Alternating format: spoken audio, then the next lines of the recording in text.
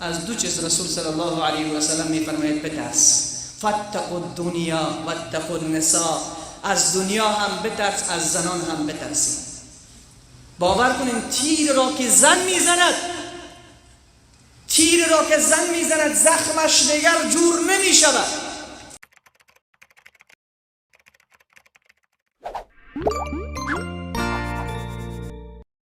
در علامه 15 رسول صلی الله علیه و سلم فرمود، حدیث 80 و 81 بخاری هست، که یکی از علامه های که در قرب قیامت ظهور می کند و زیاد می شود در میان امت من، و یظهر زنا در میان امت زیاد می شود.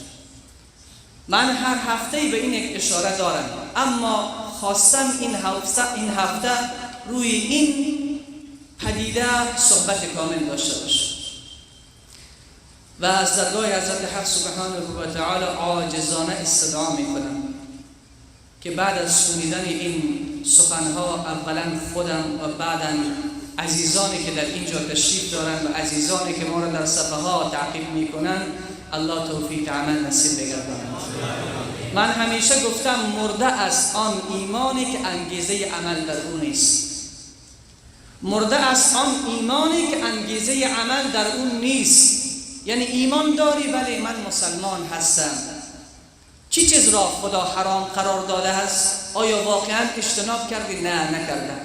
پس این ایمان ضعیفترین ایمان است، مثل همون پرتای چراغی است که در خود تیل ندارد. چراغ وقت آتش زده شود بعد از دقایق اون پرته می سوزد، دیگر چراغ خاموش می شود. ایمانی که در او انگیزه عمل نیست آهسته آهسته خاموش می شود و هر روز شیطان در تلاش این است که این ایمان را از سینه ما بیرون بکند. عزیزان من، زنا آنقدر عام شده و شیوع پیدا کرده که به راحتی مسلمان نماز میخواند، نماز جمعه میخواند ولی زنا میکند. بگوین نعوذ بالله. امروز چیز بسیار عادی شده به جوان راحت پشت گوشی با دهات و ارتباط نامشروع داره، نماز هم میخواند، گریه هم میکند، روزه ماه مبارک رمضان هم میگیرد، ولی راحت استماع میکند با شوق به سخن یک دختری که از پشت گوشی به همراهش صحبت میکند. این آیه‌ای که خدمت شما تلاوت شد، حضرت حق سبحانه و تعالی میفرماید بسم الله الرحمن الرحیم ولا تقربوا الزنا. ای بندگان من، ای کسانانی که ادعای محبت الله دارین، ای کسانانی که سنگ تابعیت محمد امین صلی الله علیه و سلم را به سینه میزنین، ولا تقربوا الزنا، به زنا نزدیک نشوید. نگفت زنا نکنید، به زنا نزدیک نشوید. حتی آن اسباب و وسایلی که مقدمه زنا هست از اون پرهیز بکنید. در تفسیر نور در زیر این آیه می فرماید ولا تقربوا الزنا، در مقدمه های زنا نزدیک نشوین. چی هست؟ می فرماید چشم چرانی نکنید که این منجر به زنا می شود. بعدش می فرماید ولا تقربوا الزنا، فیلم های مبتذل تماشا نکن که تو منجر به سوی زنا می شود. به موسیقی گوش نده که آخرش و نتیجه زنا است. چقدر جالب الله میفرماید ولا تقربوا الزنا. ای مسلمان، ای امت محمد امین صلی الله علیه و سلم، ولا تقربوا الزنا، به زنا نزدیک نشوید. خود الله میفرماید انه کان فاحشه، زنا عمل بسیار زشت و کریهی است، عمل بسیار ناشایسته است و ساء السبیل، چه بد راهی است، چه بد راهی است اون کسی که به سمت زنا میرود. یکی از اسباب و عوامل که امتهای پیشین را به نابودی کشانید و بدبختی کشانید همین زنا بود.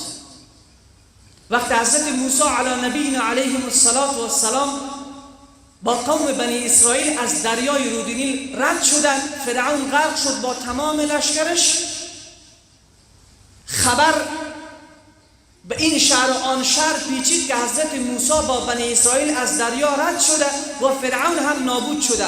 تمام اونهایی که فرمان روا بودن، حاکم بودن به شهرهای همجوار مصر، ترس به سینه‌شان پیدا شد که حضرت موسی نشود با لشکر خودش به سمت ما بیاید. و یکی از این شهرها شهر کنعان بود. خوب دقت کنید، اگر به کشیدن خار پا مصروف شدین 100 سال از کاروان دور میمانید. بعد حضرت موسی بعد از روزها و ماهها تصمیم گرفت که سرزمین کنعان را فتح بکنه. به همراه بنی اسرائیل حرکت کرد. در کنعان مرد بود، عابد، عالم، عارف، زاهد، اسمش بلعم ابن باعورا هست. عالم بود، عارف بود، زاهد بود، نماز میخواند، تقوا داشت، مستجاب الدعوه بود. همین که دست خود را بلند میکرد هنوز دعایش قطع نمیشد که خداوند آنچه که میخواست برایش عطا میکرد. در دین حضرت یوسف بود و تصمیم داشت که هر وقت حضرت موسی بیاید به حضرت موسی ایمان بیاورد. همین که حضرت موسی نزدیک شهر کنعان شد، خبر رسید به حاکم کنعان که حضرت موسی با لشکرش آمده میخواهند سرزمین کنعان را فتح کنند. حاکم پیش از این جایزه ها و هدیه ها به بلعم ابن باعورا داده بود به خاطر همین روز. همه رفتن دامن بلعم ابن باعورا را گرفتن که تو عالمی، عارفی، زاهدی، تقوا داری و خدا نزدیک هستی، بر علیه حضرت موسی دعا کن که خداوند بی فرموده اونها شر حضرت موسی را از سر ما کم بکند. نعوذ بالله. بلعم ابن باعورا گفتن شما چه تقاضا از من میکنین؟ مرا در برابر حضرت موسی قرار میدین؟ من کجا، موسی کجا؟ من ستاره‌ای در برابر آفتابم. حضرت موسی آفتاب است، من ستاره‌ای پیش نیستم. در روز ستاره را در آسمان نمیبینی و الا آسمان پر از ستاره است، چون روشنایی نور و آفتاب خیلی زیاد است که دیگر ستاره دیده نمیشه. گفت حضرت موسی پیامبر خداست، کلیم خداست، من بر علیه حضرت موسی چگونه دعا بکنم؟ هر چقدر تلاش کردن دیدن که سودی به دست نمیآید. رفتن به دنبال زن بلعم ابن باعورا، برش گفتن تو از قبیله و قریه ما هستی، از شهر ما هستی، برو با بلعم ابن باعورا رو وادار بکن که بر علیه حضرت موسی دعا بکنه. زن آمد، از دو چیز رسول صلی الله علیه و سلم میفرماید بترس، فاتقوا الدنیا واتقوا النساء، از دنیا هم بترس، از زنان هم بترسید. باور کنین تیر را که زن میزند، تیر را که زن میزند زخمش دیگر جور نمیشود. اگر از آدرس زن تیر خورد مرد، خانه را به بدبختی میکشاند. پناه بر خدا اگر یک زن از مسیر حق منحرف شود، یک شهر را به نابودی میکشاند. زن بلعم ابن باعورا آمد، برش گفت که اگر تو خواست مردم را اجابت نکنی و بر علیه حضرت موسی دعا نکنی، من از خانه تو بیرون میشم. ریسمان هم به گرد گردن خود پیچیده بود.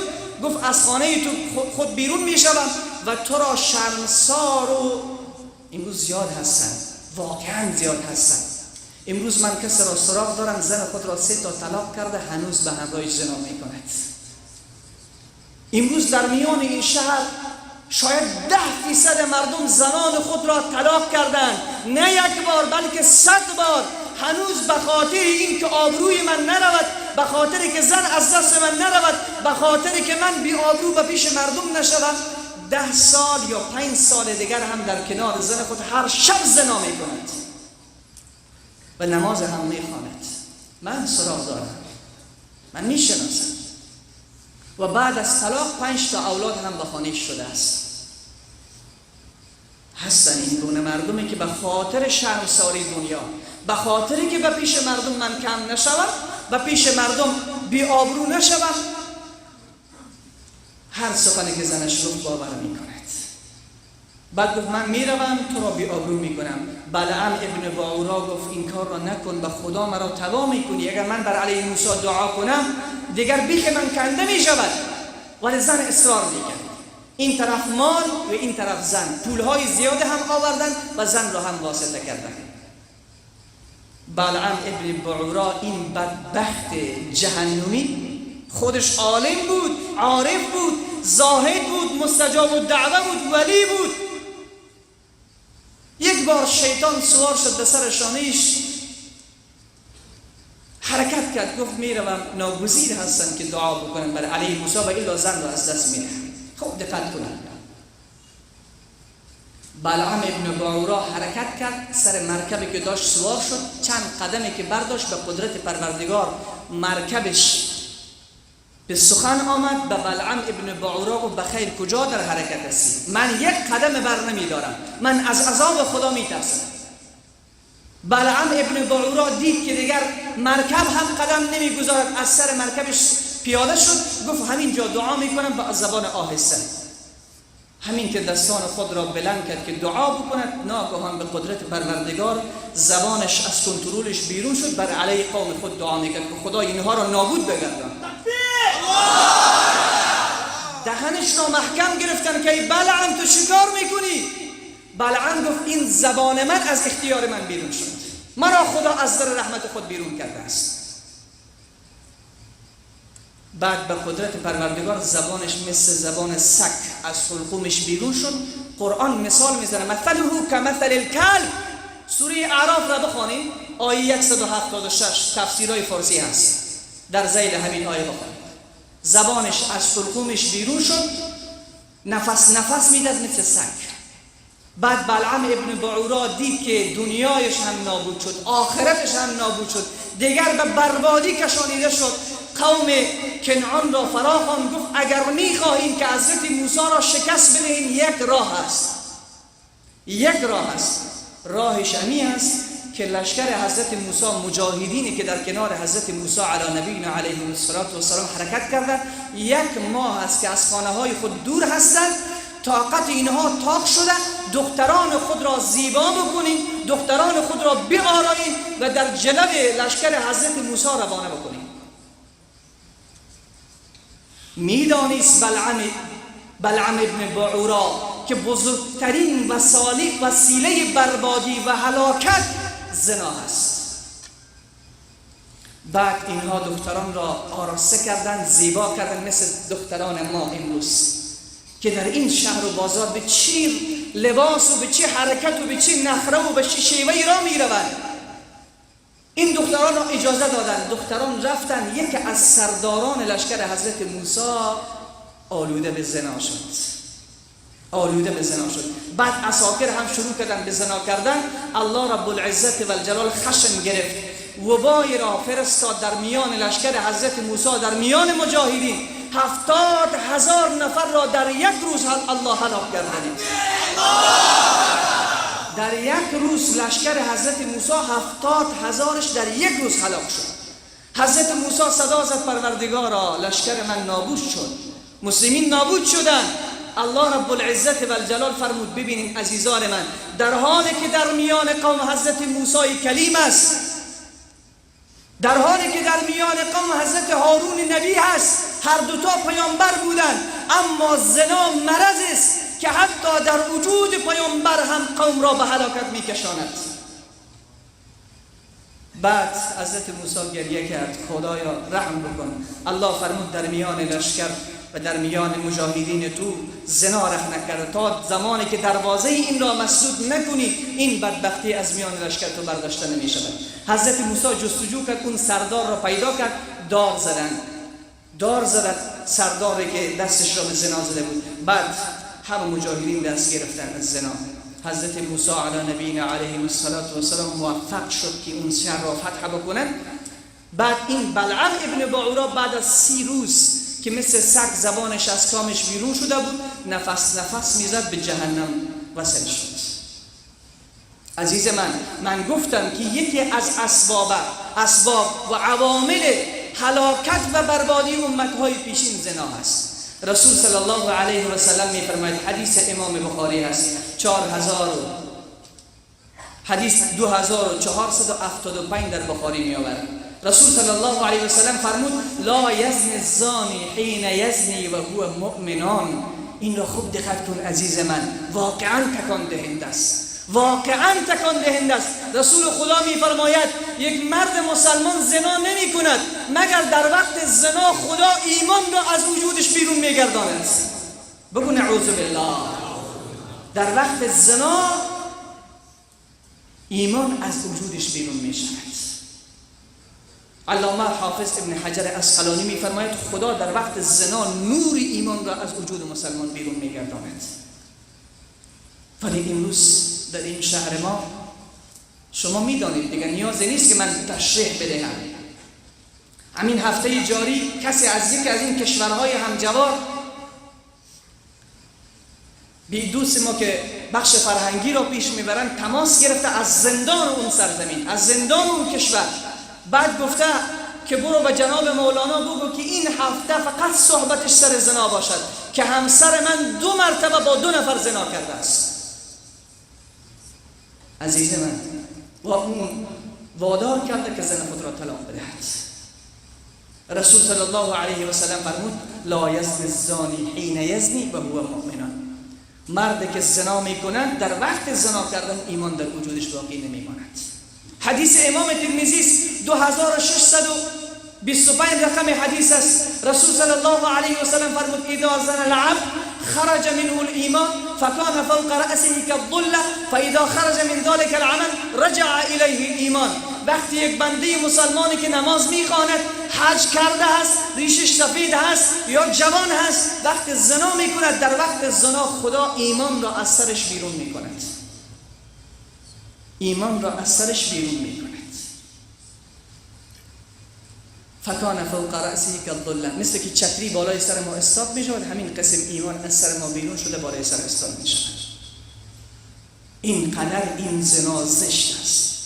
وقتی در قرآن مطالعه بکنیم بندگان خاص خود را وقتی الله توصیف میکنند در سوره المؤمنون، بسم الله الرحمن الرحیم قد افلح المؤمنون الذين هم في صلاتهم خاشعون والذين هم عن اللغو معرضون والذين هم للزكاة فاعلون والذين هم لفروجهم حافظون.